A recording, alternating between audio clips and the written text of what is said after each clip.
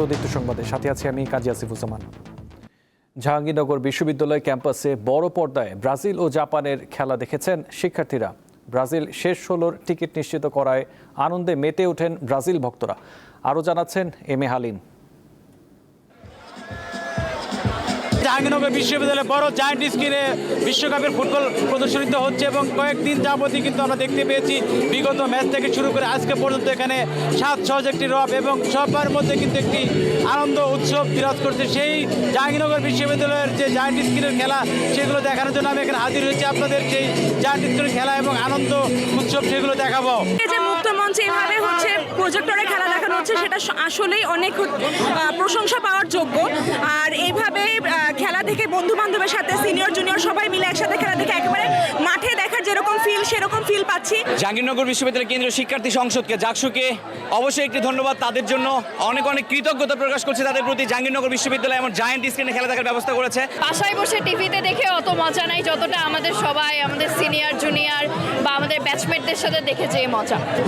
নগর পর্বের যে টান উত্তেজনা ম্যাচ, সেই ম্যাচে এখানে সমর্থকরা যারা আসে তারা কি বলছে সেইগুলো জানার চেষ্টা করবো। আমরা জয় নিয়ে ফিরছি। ব্রাজিল আবার 6ষ্ঠ চ্যাম্পিয়ন হবে ইনশাআল্লাহ। হেক্সা কমপ্লিট হবে এবার ইনশাআল্লাহ। প্রথম গোল খাওয়ার পর আমরা হেরে যাব, কিন্তু আমরা যে কামব্যাক দিতে পারি ব্রাজিল এটা দেখাই দিছে। কি জানি আমরা জিতবো ইনশাআল্লাহ, তবে একটু আমরা দেখছি আর কি ওই যে জাপান টিনা কি করে, আর আমরা জিতবো জানি। আজকে তো আমরা নেইমারও নামাই নাই, আমরা জিতবো এটাই প্রত্যাশা। আজকে যারা দর্শক সারিতে ছিল তাদের অনেকেই ছিল অ্যান্টি ব্রাজিল এবং তারা আশা করেছিল যে ব্রাজিল আজকে হারতে বসেছে। হোক, আমরা চাই যে ব্রাজিলের সাথে আমাদের আর্জেন্টিনা দেখা হোক, আমাদের মিডফিল্ডের সাথে ব্রাজিল কেমন খেলে এটা দেখা হোক। We are game starting Brazil with Japan Tina. খুবই আনএক্সপেক্টেড ছিল, লাস্ট মোমেন্টে চমকটা দরকার ছিল। অনেক অনেক খুশি, আর কিছু বলার নাই। তো এই প্রত্যাশা আছে ব্রাজিল জিতুক, আর্জেন্টিনাও জিতবে। সেমিতে আর্জেন্টিনা ব্রাজিল খেলা হবে, আমরা ব্রাজিলকে সেমিতে হারাবো। তো ব্রাজিল আজকে হেরে গেলে আসলে মজা লাগতো না কিছু। জাহাঙ্গীরনগরের স্নিগ্ধ পরিবেশে আজকে নকআউট পর্বের প্রথম খেলায় ব্রাজিল জাপানকে হারালো, সেই সাথে ফুটবলের জয় হলো, নান্দনিক ফুটবলের জয় হলো এবং মনে হচ্ছে যে জাহাঙ্গীরনগর বিশ্ববিদ্যালয়ের উন্মুক্ত মঞ্চ একটি বিশ্বকাপের মাঠ। এম এ হালিম, দীপ্ত সংবাদ, জাহাঙ্গীরনগর বিশ্ববিদ্যালয়। বন্দরনগর চট্টগ্রামেও অনেকে বড় পর্দায় ব্রাজিল ও জাপানের খেলা দেখেছেন। বিস্তারিত জানাচ্ছেন রুনা আনসারি। বিশ্বকাপের একখণ্ড মাঠ যেন চট্টগ্রামের কাজিন্ডের মোড়। এখানে বড় স্ক্রিনে খেলা দেখার জন্য সারা শহর থেকে ছুটে এসেছে ব্রাজিল ভক্তের পাশাপাশি জাপানের ভক্তরা। তারা 7-9টা থেকে এখানে ভিড় করছেন এবং শেষ পর্যন্ত খেলা দেখে তারা হয়তো সন্তুষ্ট নিয়ে বাড়ি ফিরে যাবেন। খুবই ভালো লাগছে, আমরা আগে থেকেই জানতাম যে এই ম্যাচে আমরা উইন করব। খেলা ভালো ছিল, বাট জাপানের জন্য একটু খারাপ লাগতেছিল। আমি জাপান সাপোর্টার ছিলাম। খেলার ফ্রি কিক, আর্জেন্টিনার ফ্যানরা খুব বোকা।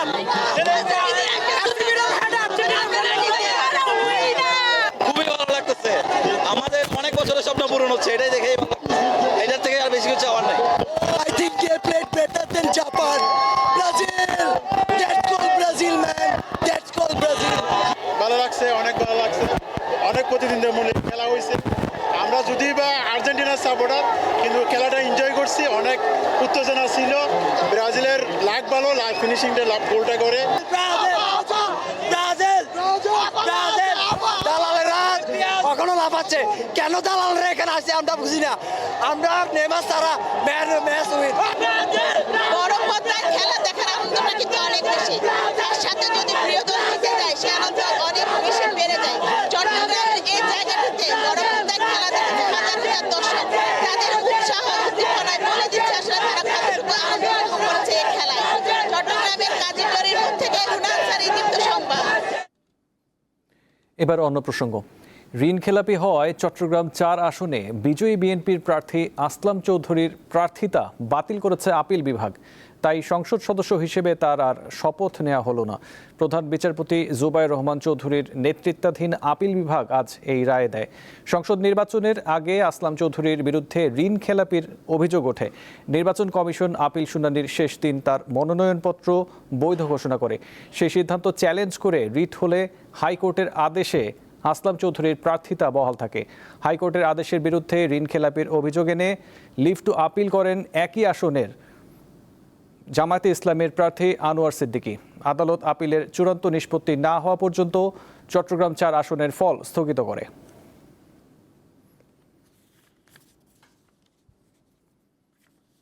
জুলাই আন্দোলনে কুষ্টিয়ায় 6 জনকে হত্যার ঘটনায় সাবেক মন্ত্রী হাসানুল হক ইনুর বিরুদ্ধে মানবতা বিরোধী অপরাধের মামলার রায় ঘোষণা আজ।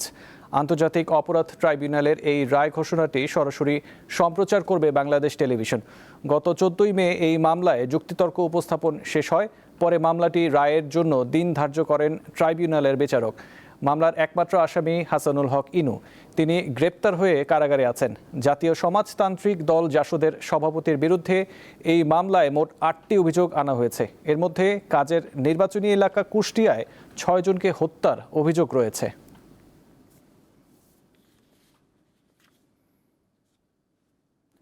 আন্তর্জাতিক অপরাধ ট্রাইব্যুনালে রয়েছেন সহকর্মী মাহিদুর রহমান, তিনি যোগ দিচ্ছেন সবশেষ তথ্য নিয়ে। মাহিদুর, রায় ঘোষণা কখন নাগাদ শুরু হবে আর আদালতে দুই পক্ষের কারা উপস্থিত রয়েছেন?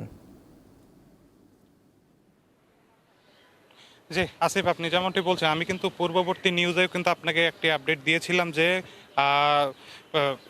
দুপুর 1:30টা নাগাদ কিন্তু আজকের এই রায় পড়া শুরু হবে। ইতিমধ্যে কিন্তু আমরা দেখেছি, যেহেতু এটি বাংলাদেশ টেলিভিশন সরাসরি সম্প্রচার করবে, আমরা কিন্তু দেখেছি বাংলাদেশ টেলিভিশনের যে কারিগরি বিশেষজ্ঞরা তারা কিন্তু ভিতরে তাদের সেট আপ এই লাইভ সম্প্রচারের জন্য এটি কিন্তু তারা অলরেডি প্রবেশ করেছেন এবং এই মুহূর্তে কিন্তু যে রায় পড়ার যে প্রস্তুতি, সকল ধরনের প্রস্তুতি আমরা দেখেছি শেষ হয়ে গিয়েছে, শুধুমাত্র এখন রায় পড়াই বাকি আছে। আপনি যেমনটি বলছিলেন যে এই মুহূর্তে কারা কারা উপস্থিত হয়েছেন, হ্যাঁ, এখানে সকাল থেকেই আমরা দেখেছি যে আসামিদেরকে তো সকালেই এখানে আনা হয়েছে এবং আজকে কিন্তু শেষবারের মতোই হাসানুল হক ইনুকে এখানে উপস্থিত করা হয়েছে। তার উপস্থিতিতেই যেহেতু আজকের এই রায় ঘোষণা করা হবে। এদিকে আসামি পক্ষের আইনজীবীরাও তো এসেছেন, তারা খুব সকাল থেকেই এসেছেন। তারা আমরা দেখেছি যে তারা এজলাস কক্ষে আসামিদের সাথে কথা বলতে দেখেছি আইনজীবীদের, এবং এদিকে ট্রাইব্যুনালের যারা প্রসিকিউটর আছেন, এই প্রসিকিউটররাও কিন্তু বেশ সকাল থেকেই তারা এই প্রস্তুতি নিয়েছেন। আমরা কয়েকজন প্রসিকিউটরের সাথে কথাও বলেছি, তারা কিন্তু তাদের কথা আমাদেরকে জানিয়েছেন যে এই মামলায় তারা যেভাবে তাদের যুক্তিতর্কে তারা যেভাবে তুলে ধরেছেন, তারা তদন্ত কর্মকর্তারা যেভাবে তাদের দালিলিক প্রমাণ তুলে ধরেছেন, তাতে তারা আশাবাদী যে এই 2024 সালের মানবতা বিরোধী অপরাধের মামলায় সাবেক তথ্যমন্ত্রী এবং জাসদের সভাপতি হাসানুল হক ইনুর কিন্তু সর্বোচ্চ শাস্তি অর্থাৎ মৃত্যুদণ্ড কিন্তু তারা চাচ্ছেন। এ কারণ হিসেবে কিন্তু তারা দেখেছেন যে ওই সময় শেখ হাসিনা যে ওই পর্যায়ের যে নেতারা রয়েছেন তার মধ্যে হাসানুল হক ইনিও ছিলেন একজন, এবং সুপিরিয়র রেসপন্সিবিলিটির ভেতরেই কিন্তু তাকে এক ধরনের চরিত্র হিসেবে দেখছেন। এবং ওই সময় কুষ্টিয়ায় যে 6 জনকে হত্যা করা হয়েছে, সেই হত্যাকাণ্ডেরও প্রধান দায় কিন্তু এই হাসানুল হক ইনুর উপরেই বর্তাচ্ছে, এমনটি কিন্তু তারা বলেছেন, যে যার জন্যই কিন্তু তারা বলছেন যে সর্বোচ্চ শাস্তি তারা চাচ্ছেন। এদিকে আমরা আসামি পক্ষের আইনজীবীদের সাথেও কথা বলেছি, তারাও আমাদেরকে খুব কনফিডেন্টলি জানিয়েছেন যে প্রসিকিউশন কিন্তু তাদের যে সাক্ষ্য প্রমাণ এইসব প্রমাণিত করতে ব্যর্থ হয়েছে এবং তারা কিন্তু খালাস চাচ্ছেন, এতটুকুই আমাদেরকে জানিয়েছেন। তো আপাতত প্রস্তুতি চলছে, প্রস্তুতি শেষ হলেই শুরু হবে রায় পড়ার কার্যক্রম। রায়ে কি আসে সেটি আপনাকে আমি পরবর্তী নিউজের মধ্যে জানিয়ে দিতে পারবো। তো এই ছিল আমার কাছে সর্বশেষ তথ্য। আসিফ। জি মাহিদুর রহমান, আপনাকে ধন্যবাদ। রাজধানীর কেন্দ্রীয় শহীদ মিনারে শিল্পী মোস্তফা মনোয়ারের মরদেহের শ্রদ্ধা নিবেদন করছেন সর্বস্তরের মানুষ। সেখানে রয়েছেন সহকর্মী লাবণী গুহ। লাবণী, মোস্তফা মনোয়ারের মরদেহে উল্লেখযোগ্য কারা শ্রদ্ধা জানিয়েছেন? এছাড়াও শহীদ মিনার থেকে মরদেহ কোথায় নেওয়া হবে আমাদের জানান। সাথে আমার কাজ করা হয়নি সরাসরি, কিন্তু বাংলাদেশের সংস্কৃতি অঙ্গনের উজ্জ্বল নক্ষত্র মুস্তাফা মনোয়ার গতকাল শেষ এরপরে সর্বস্ত্র শ্রদ্ধা নিবেদনের জন্য আজ সকালে তাকে নিয়ে আসা হয় কেন্দ্রীয় শহীদ মিনার। এখানেই সর্বস্তরের মানুষের শ্রদ্ধা নিবেদনের জন্য ফুলের শ্রদ্ধা সিক্ত করার জন্য তাকে নিয়ে আসা হয়, রাখা হয় শহীদ মিনারের পাদদেশে, যেখানে আমরা দেখেছি সকাল থেকেই বিভিন্ন সামাজিক সাংস্কৃতিক রাজনৈতিক সংগঠনের কর্মীরা নেতারা এসেছেন, বিশেষ করে সাংস্কৃতিক ব্যক্তিত্বরা অনেক বেশি এসেছিলেন সাংস্কৃতিক প্রতিমন্ত্রী, ইন্ডিয়ান হাইকমিশনের প্রতিনিধি এসেছিলেন, আরও অনেকে এসেছেন। আমরা কয়েকজনের সাথে কথা বলার সুযোগ হয়েছে আমাদের। তারা বলেছেন যে এই যে মুস্তফা মনোয়ার বাংলাদেশের এমন একজন নক্ষত্র ছিলেন যার প্রয়াণ অপূরণীয়, যার প্রয়াণ অপূরণীয়, বাংলাদেশের জন্য, বাংলাদেশের উষালগ্নে যার সৃষ্টি, যার কর্ম বাংলাদেশের উষালগ্নের জন্য চিরস্মরণীয় হয়ে থাকবে। তার এই প্রয়াণ বাংলাদেশের জন্য একটা অপূরণীয় ক্ষতি হয়ে থাকবে। আরেকটা বিষয়, অনেকে বিটিভির স্মৃতিচারণ করছিলেন, অনেকে বলছিলেন যে সেই বিটিভির শুরুর যুগে যখন অনেকে বিটিভি কি, সেই টেলিভিশন কি, সেই বিষয়টা জানতেন না, তখন মুস্তফা মনোয়ার সহ আরও বেশ কয়েকজন এগিয়ে এসেছিলেন, দায়িত্ব নিয়েছিলেন। তারা শিল্পের এক অনন্য মাত্রায়, অনন্য এক উচ্চতায় পৌঁছে দিয়েছিলেন বাংলাদেশ টেলিভিশনকে। এবং আরও অনেকেই যে বিষয়টির কথা বলেছিলেন যে মুস্তফা মনোয়ার একাধারে চিত্রশিল্পী, তার বাংলাদেশ টেলিভিশনে তার নির্দেশনায় সেই রক্তকরবীর নাটক, এগুলো চিরস্মরণীয় হয়ে থাকবে। এবং সবচেয়ে বড় কথা, উনি শিশুদের জন্য, শিশুতোষ সাহিত্যের জন্য, শিশুদের জন্য যে কাজ করেছেন, পাপেট নির্মাণ করেছিলেন, যে পাপেটের মুখে তিনি কথা ফুটিয়েছিলেন সুতোর মাধ্যমে কৃত্রিমভাবে, সেই পাপেট শোর মাধ্যমে শিশুরা এখনও তাকে মনে রাখবে। আর আমরা যেটুকু জানতে পেরেছি, কেন্দ্রীয় শহীদ মিনারে শ্রদ্ধা নিবেদন শেষে, কেন্দ্রীয় শহীদ মিনারে শ্রদ্ধা নিবেদন শেষে তার মরদেহ নিয়ে যাওয়া হবে চারুকলায়, এবং চারুকলা থেকে তার মরদেহ ঢাকা বিশ্ববিদ্যালয়ের মসজিদে নামাজ জানাজার জন্য নিয়ে যাওয়া হবে। এরপর তাকে বনানী কবরস্থানে দাফন করা হবে। আসিফ, এই ছিল কেন্দ্রীয় শহীদ মিনারের কাছ থেকে আমার কাছে সর্বশেষ। লাবণী গুহ, আপনাকে ধন্যবাদ। আধুনিক ও বাসযোগ্য নগরের অন্যতম প্রধান শর্ত স্বাস্থ্যসম্মত পাবলিক টয়লেট, কিন্তু রাজধানী ঢাকার চিত্র ভিন্ন। প্রয়োজনের অর্ধেক সংখ্যক পাবলিক টয়লেটও নেই এই শহরে। ফলে ফুটপাত, রাস্তা কিংবা অলিগলি পরিণত হয়েছে উন্মুক্ত শৌচাগারে। এতে নষ্ট হচ্ছে নগরের সৌন্দর্য ও পরিবেশ। হাতিরঝিলের পশ্চিম প্রান্ত থেকে কারওয়ান বাজার রেলগেট পর্যন্ত রাস্তার চিত্র এটি। রাজধানীর অন্যতম ব্যস্ত এই এলাকায় সকাল থেকে রাত পর্যন্ত অবিরাম এমন দৃশ্য চোখে পড়ে।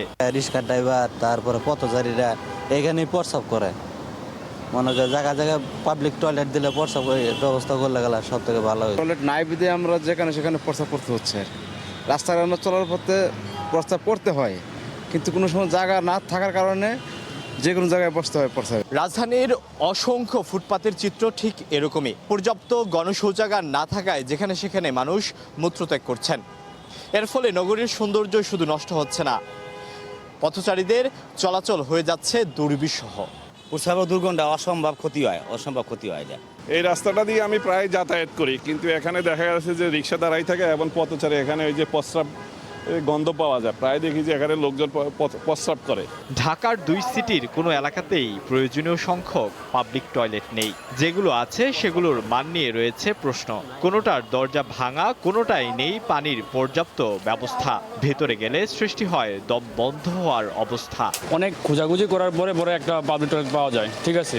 প্রত্যেকটা মশায় যদি একটা পাবলিক টয়লেট হইতো তাহলে আমাদের জন্য ভালো হতো। পরিচ্ছন্নতা নাই, ঠিক আছে, ভালো না, ঠিক আছে। যে এটা পাবলিক টয়লেট, এরকমভাবে পাবলিক টয়লেট আসলে অ্যাকচুয়ালি ঠিক না, ঠিক আছে।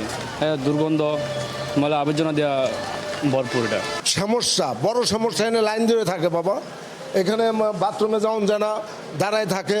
বাংলাদেশ পরিসংখ্যান ব্যুরোর তথ্য অনুযায়ী ঢাকার 2 সিটির আয়তন 306 বর্গ কিলোমিটার। আধুনিক নগর ব্যবস্থাপনার মানদণ্ড অনুযায়ী এই শহরে পাবলিক টয়লেট প্রয়োজন 1200-র অধিক, অথচ রয়েছে 307টি। এদিকে হাতিরঝিল থেকে কারওয়ান বাজার থেকে বিজয় সরণি, ওইদিকে আগারগাঁও সংসদ ভবন হয়ে পান্থপথ, এই পুরো এলাকা জুড়ে শুধু ফার্মগেটেই এই একটি গণশৌচাগার রয়েছে, যেখানে আধুনিক নগর ব্যবস্থাপনায় প্রতি 500 মিটার পরপর একটি গণশৌচাগার থাকার কথা রয়েছে। আধুনিক নগরে পাবলিক টয়লেটের গুরুত্ব তুলে ধরেন এই নগর পরিকল্পনাবিদ। শহরে এমন অনেক জায়গা আছে লক্ষ লক্ষ মানুষ সেই এলাকায় চলাচল করছে, কোনো পাবলিক টয়লেট নেই। আবার কোথাও কোথাও বাস টার্মিনাল বা কোথাও কোথাও কিছুটা পাবলিক টয়লেট আছে। অথচ পরিকল্পনা মাফিক শহর যদি তৈরি করতাম, আমরা শুধু পাবলিক টয়লেট তৈরি করা না, বিভিন্ন এলাকার বা গুরুত্বপূর্ণ মোড়ে কিন্তু লেখা থাকতো যে কত মিটার দূরত্বে গেলে আপনি একটা পাবলিক টয়লেট পাচ্ছেন। যেহেতু পরিকল্পনা নাই, সরকারেরও চিন্তা নেই, বিভিন্নভাবে বিচ্ছিন্নভাবে কোনো বাস টার্মিনাল বা হয়তো কোনো একটা মাঠের পাশে হয়েছে, কিংবা কোনো একটা প্রাইভেট এন্টারপ্রাইজ তারা হয়তো বেসরকারি উদ্যোগে প্রজেক্টের আন্ডারে করেছে। কিন্তু পরিকল্পনা মাফিক ওয়ার্ডের কত মিটার দূরত্বে থাকবে, কারা কারা অ্যাক্সেসিবল হবে, এটাকে মানে আমাদের তার লোকেশনটাকে স্পেসিফাই করা, এই যে নগর পরিকল্পনার ধারণা, এইটা পাবলিক টয়লেট নিয়ে আমরা সেভাবে দেখি না। পাবলিক টয়লেট ব্যবস্থাপনার বিষয়ে ঢাকার উত্তর ও দক্ষিণ সিটি কর্তৃপক্ষের সঙ্গে যোগাযোগ করা হলে কেউ কথা বলতে রাজি হয়নি। আলোয়ান খান, দীপ্ত সংবাদ, ঢাকা। চট্টগ্রাম বন্দর এলাকায় এমভি বে হারবার 2 নামে পাথর বোঝাই একটি লাইটার জাহাজ ডুবে গেছে। মঙ্গলবার রাত 3:30টার দিকে কর্ণফুলী চ্যানেলের 2 ও 3 নম্বর বয়ার মাঝামাঝি এলাকায় আরেকটি লাইটার জাহাজের সংঘর্ষে এটি ডুবে যায়। এ সময় জাহাজে থাকা 12 জন পানিতে পড়ে যায়। খবর পেয়ে কোস্ট গার্ডের সদস্যরা উদ্ধার অভিযান শুরু করে। তারা 8 জনকে উদ্ধার করে, বাকি 4 জনকে পার্কি বিচ এলাকায় স্থানীয়রা উদ্ধার করেছে।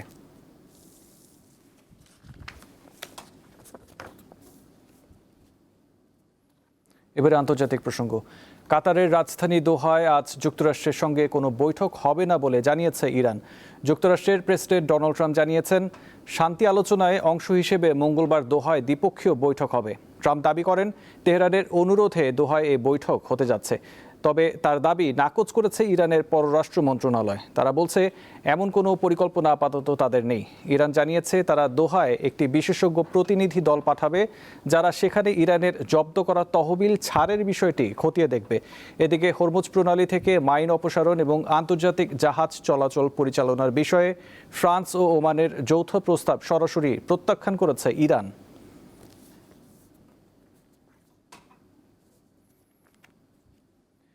ভেনেজুয়েলায় শক্তিশালী জোড়া ভূমিকম্পে নিহতের সংখ্যা 1700 ছাড়িয়েছে। এখনও অনেকে ধ্বংসস্তূপের নিচে চাপা পড়ে আছে, তাদেরকে জীবিত উদ্ধারের আশা কমে যাচ্ছে। এই ভূমিকম্পে 5000-এর বেশি মানুষ আহত হয়েছেন। গৃহহীনের সংখ্যা 16,000-এর মতো। ভেনেজুয়েলা কর্তৃপক্ষ 30টি দেশের কাছ থেকে সহায়তা পাওয়ার কথা জানিয়েছে। কতজন মানুষ এখনও ধ্বংসস্তূপের নিচে আটকে পড়ে আছে তা স্পষ্ট নয়। নিখোঁজদের সন্ধানে খোলা ওয়েবসাইটগুলোর তথ্য মতে প্রায় 45,000 মানুষ এখনও নিখোঁজ রয়েছে।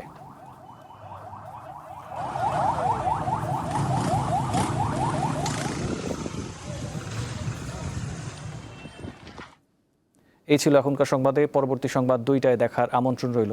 এছাড়াও তথ্য ও বিনোদনের খবর জানতে চোখ রাখুন দীপ্ত টিভি ডিজিটাল প্ল্যাটফর্ম। ধন্যবাদ।